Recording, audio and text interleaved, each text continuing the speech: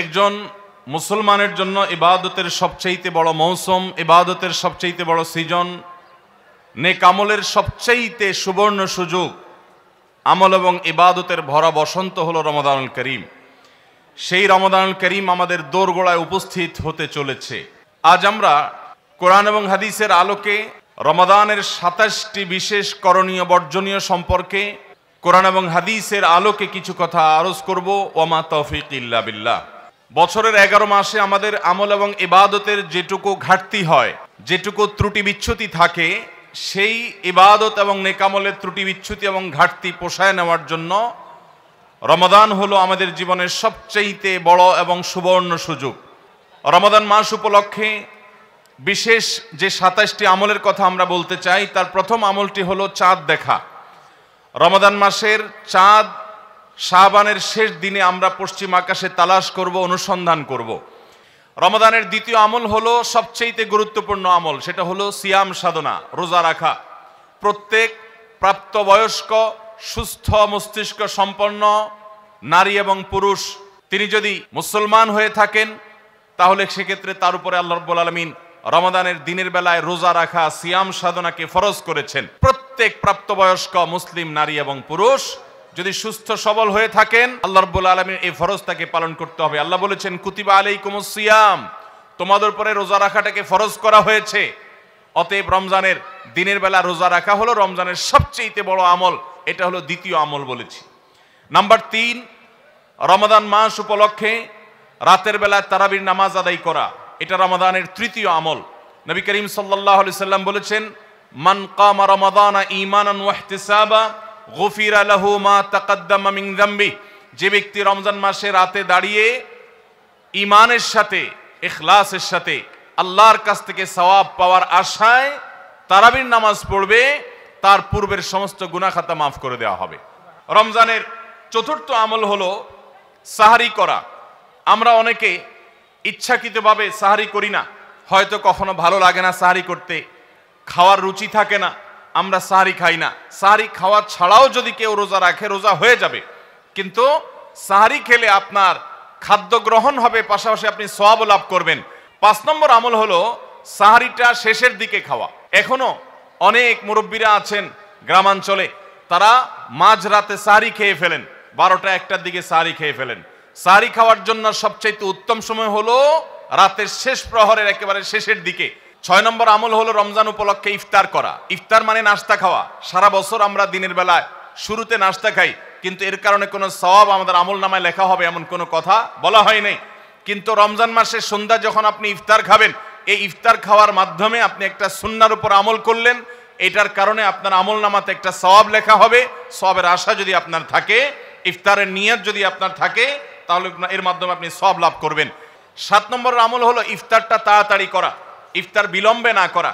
আমরা অনেকে আছি ইফতার অনেক বেশি দেরি করি। আমরা মনে করি যত দেরি করে ইফতার করা যায় ততই বোধহয় রোজাটা নিশ্চিতভাবে শুদ্ধ হয়, সঠিক হয়। এটা ভুল ধারণা। নবী করিম সাল্লাল্লাহু আলাইহি সাল্লাম বলেছেন, যতদিন পর্যন্ত এই উম্মত মুসলমান জাতি ইফতার দ্রুততার সাথে করবে, অর্থাৎ ওয়াক্ত হওয়ার পর আর বিলম্ব করবে না, ততদিন পর্যন্ত তারা কল্যাণের মধ্যে থাকবে। ৮ নম্বরের রমজানের আমল হলো ইফতারের দোয়া পড়া। ইফতারের দোয়াটা আমরা অনেকে জানিও না, আবার অনেকে জানলেও সেটা কখন পড়তে হয় সেটা জানি না। ইফতারের শুরুতে বিসমিল্লাহ বলে ইফতার শুরু করতে হবে, ইফতার করা শেষ, এরপরে দোয়া পড়তে হবে।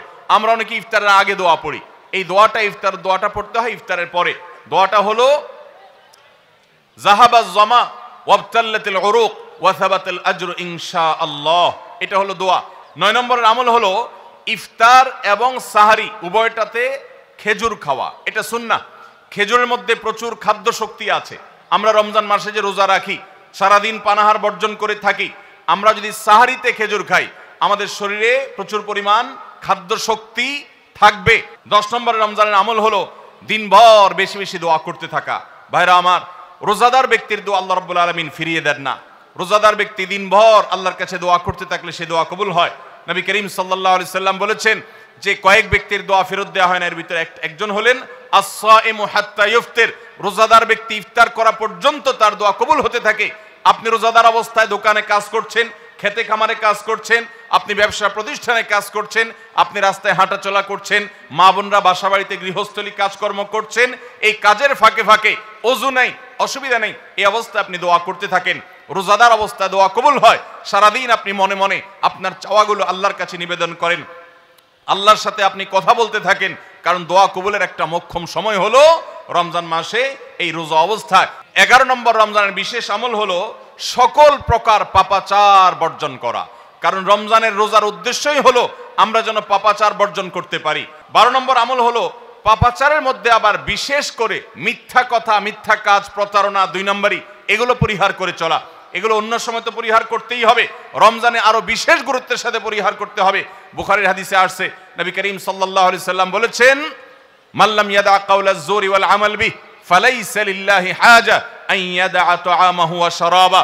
যে ব্যক্তি মিথ্যা কথা, মিথ্যা কাজ এগুলো ছাড়লো না, সেই ব্যক্তির উপবাস থাকায় আল্লাহর কোনো ঠেকা পড়ে নাই। অর্থাৎ তার এই রোজা থাকাটা উপোস থাকা ছাড়া কিছুই নয়। 13 নম্বর আমল হলো স্পেশালি ঝগড়াঝাটি থেকে বিরত থাকা।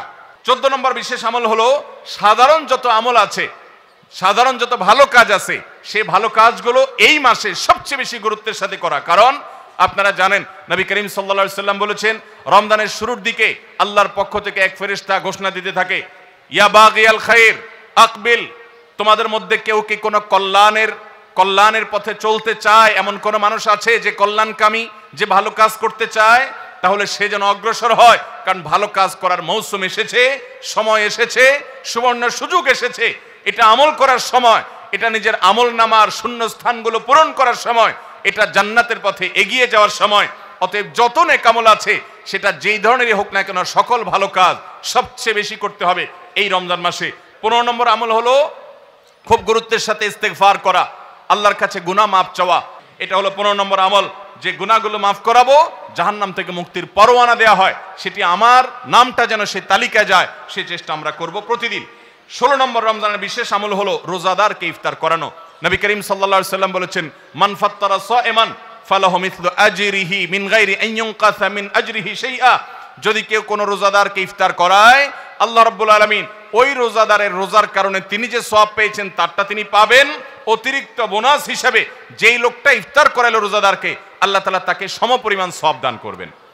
17 নম্বর রমজানের স্পেশাল আমল হলো যে রমজানে বিশেষ গুরুত্বের সাথে কোরআন তেলাওয়াত করা। কারণ রমজান মাসের পরিচয় দিতে গিয়ে আল্লাহ তাআলা কোরআনে বলেছেন, শাহরু রমাদান আল্লাযী উনজিলা ফীহিল কুরআন। রমজান এমন মাস যে মাসে কোরআন নাজিল করা হয়েছে। এই কোরআন দিয়ে রমজানকে আল্লাহ পরিচয় দিয়েছেন। রমজান মাসের মর্যাদাই হয়েছে কোরআনের কারণে। এই জন্য কোরআনের সাথে রমজানে বেশি সময় কাটাতে হবে। কোরআনের হালাকা করবেন, কোরআনের মজলিস করবেন, কোরআন শিক্ষার আসর করবেন, ইমাম সাহেব মুয়াজ্জিন সাহেবকে দিয়ে প্রতিটা মসজিদে মসজিদে মুসল্লিরা কোরআন শুদ্ধ করবেন, বিশুদ্ধ করে তেলাওয়াত করবেন। কোরআন প্রতিদিন একটু একটু করে তেলাওয়াত করবেন। সম্ভব হলে গোটা রমজানে কমপক্ষে একটা বার কোরআন পড়ে শেষ করবেন। 18 নম্বর আমল হলো কোরআন তেলাওয়াত করার আমল। আমরা সবাই জানি, কিন্তু কোরআন রমজান মাসে নবী করিম সাল্লাল্লাহু আলাইহি সাল্লাম শোনাশুনি করতেন, এটা আমরা অনেকে জানি না। জিবরিল আলাইহিস সালামের সাথে নবী করিম সাল্লাল্লাহু আলাইহি সাল্লাম কোরআন শোনাশুনি করতেন। তিনি জিবরিলকে শোনাতেন, জিবরিল তাকে শোনাতেন। এই জন্য রমজান মাসে আপনি কোরআন তেলাওয়াত করে আপনার স্ত্রীকে শোনান, স্ত্রী তেলাওয়াত করবে, আপনি শুনেন, আপনি অন্য কারোর সাথে এভাবে শোনাশুনি করেন। 19 নম্বর আমল হলো সাদাকা করা, দান করা। 20 নম্বর আমল হলো সাহরি খেতে আমরা যখন উঠি তখন একটু তাহাজ্জুদের নামাজ পড়া, একটু দোয়া করা। এই সুযোগটা 11 মাস আমাদের হয় না। তাহাজ্জুদের নামাজ এত গুরুত্বপূর্ণ যে কোরআনে কারিমে আল্লাহ রাব্বুল আলামিন এই নফল আমলের নির্দেশ করেছেন, অমিনাল লাইলি ফাতাহাজ্জাদ বিহি নাফিলাতাল লাক।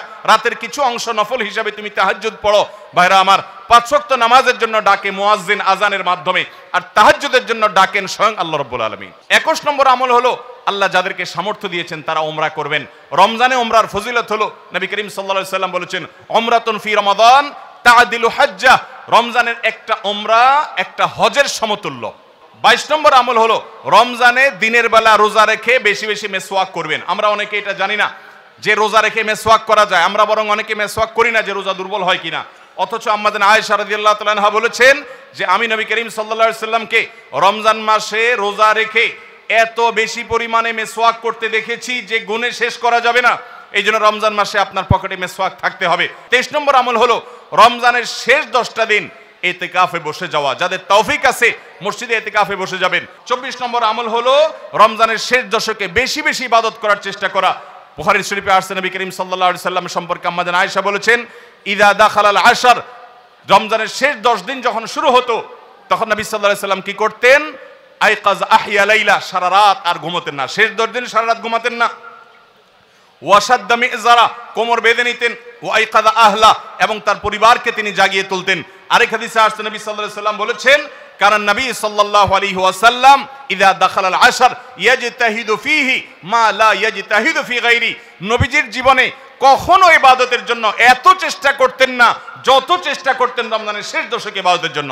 25 নম্বর আমল হলো লাইলাতুল কদর তালাশ করা। নবী করিম সাল্লাল্লাহু আলাইহি সাল্লাম বলেছেন, তাহাররু লাইলাতুল কদর ফিল ভিত্রি মিনাল আশরিল আওয়াখির মিন রমাদান, তোমরা রমজানের শেষ দশকের বেজোড় রাতগুলোতে লাইলাতুল কদর বেশি বেশি করে তালাশ করো। বেজোড় রাতগুলোতে বেশি বেশি, শেষ দশকের প্রত্যেক রাতেই জেগে জেগে ইবাদত করা কদর হতে পারে সে আশায়। কদরের একটা রাত যদি ইবাদত করতে পারেন আপনি, তাহলে 1000 মাস ইবাদতের চাইতে বেশি উত্তম হবে, আপনার আমলনামাতে সওয়াব বেশি জমা হবে। 25 নম্বর আমল হলো লাইলাতুল কদর তালাশ করা। শেষ দশকের সবগুলো রাতে, সম্ভব না হলে বেজোড় রাতে। আল্লাহ আমাদেরকে তৌফিক দান করুন।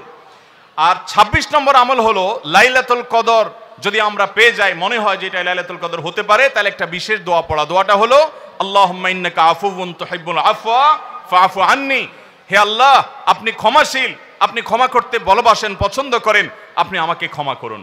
এই দোয়াটা পড়বো তো ইনশাআল্লাহ। 27 নম্বর এবং সর্বশেষ আমল হলো রমজানের শেষে, ঈদের চাঁদ দেখা যাওয়ার পর অথবা ঈদের চাঁদ দেখা যাওয়ার একদিন আগেও করা যায়, ফিতরা আদায় করা, গরিবদের বাসায় খাদ্য পৌঁছে দেওয়া। এটা কেন করব? নবী করিম সাল্লাল্লাহু আলাইহি সাল্লাম বলেছেন, যাকাতুল ফিত্রে তুহরাতান লিস-সাইমি আনিল লাগবি ওয়ার রাফাস ওয়া তু'মাতান লিল মাসাকিন। ফিতরা এটা হলো দুইটা উদ্দেশ্যে। এক হলো রোজা রেখে আমাদের যে ছোটখাটো ভুল ত্রুটি হয়, অনর্থক কথা হয়ে যায়, এগুলো থেকে রোজাটাকে পরিচ্ছন্ন করার জন্য সদকায়ে ফিতর বা আমরা যে ফিতরা দেই এটা ভূমিকা রাখে, এটা কার্যকর হয়, আমাদের রোজাকে ত্রুটিমুক্ত করে দেয়, রিফাইন্ড করে দেয়।